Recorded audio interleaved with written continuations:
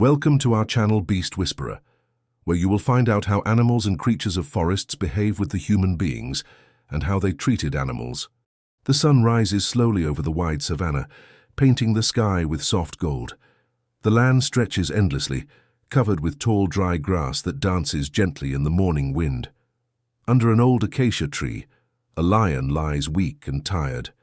This lion was once the strong leader of his pride, a symbol of power in the Masai Mara.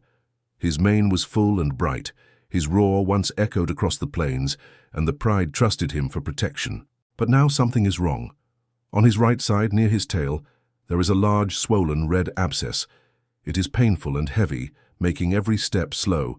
The wound throbs with every move, forcing the lion to stay still most of the time.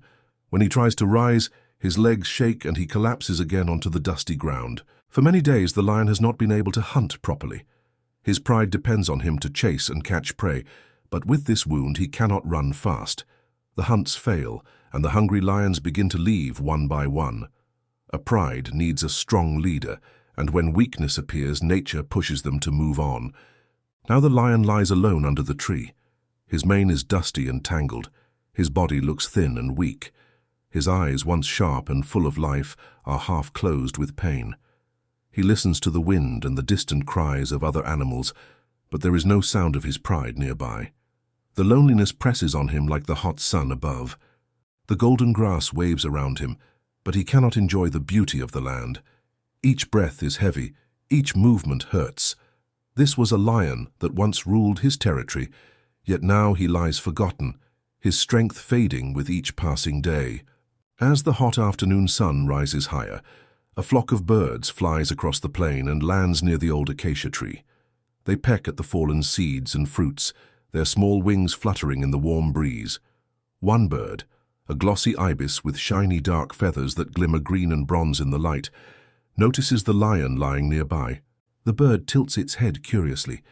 Its bright black eyes catch the strange sight on the lion's body, the swollen red lump. To the bird, it looks like a strange fruit growing on the lion's skin.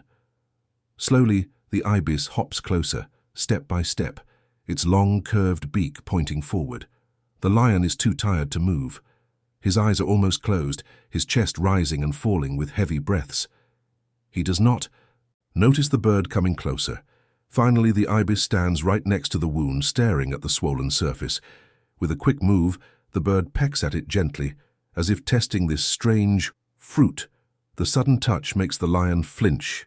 His eyes open wide, startled by the sharp feeling. But then something unexpected happens. Instead of pain, he feels a sudden wave of relief. The pressure inside the swelling seems lighter. For the first time in days, the lion breathes easier. The bird, frightened by his sudden movement, quickly flaps its wings and flies away. The flock disappears into the sky, leaving the lion lying under the tree once again. But this time his face is different. The tight lines of pain have softened. His breathing is calmer. The sun hides behind a slow-moving cloud. A cool breeze passes through the grass, brushing against the lion's mane. He closes his eyes again, but this time it is not only from weakness. For a moment, he feels peace. The next day, the lion remains under the same tree. His body is weak, but something has changed. The abscess does not look as tight as before. The swelling is softer in one place, where the bird had pecked. Later that afternoon, the same glossy ibis bird returns. It remembers the strange fruit-like swelling and lands near the lion once more. This time, the lion does not react. He only watches quietly. As the bird approaches, his eyes are heavy but calm. The ibis steps carefully toward the wound again. With its sharp beak, it pecks lightly at the swollen spot. Suddenly, the surface breaks open, and a small amount of infected fluid begins to flow out. The thick liquid drips slowly into the dust. The lion gasps, his muscles twitching from the strange release. But then, his body relaxes. His breathing becomes easier, and his eyes open wider. For days he has suffered with pain and pressure, but now that pressure is easing. Relief spreads through his body.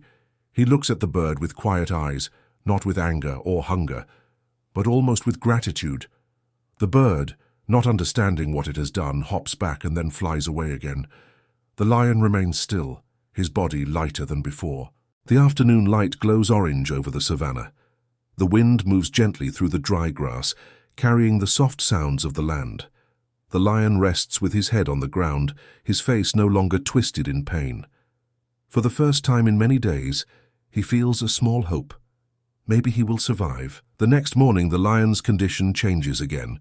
The wound is still swollen, and more fluid seeps out.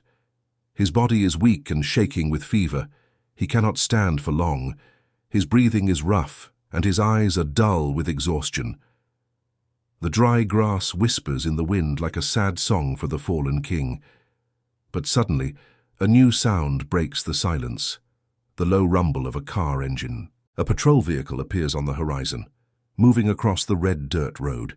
Inside are two rangers, Daniel Mangi and Joseph Odeno, veterans of the Masai Mara Reserve.